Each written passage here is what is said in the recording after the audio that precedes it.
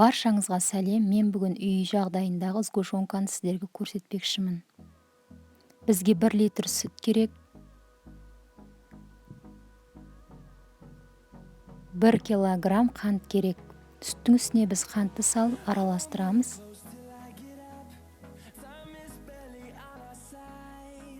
Және де 100 грамм сары май керек.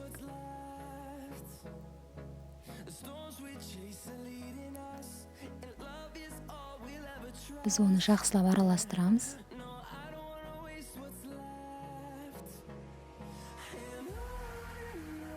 Жақсылап араластырған сұйықтығымыз міне осылай болды. Біз төмен отта қайнатамыз.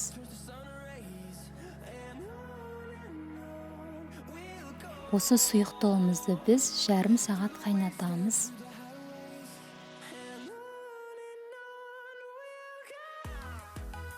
Сұйықтығымыз қайнады.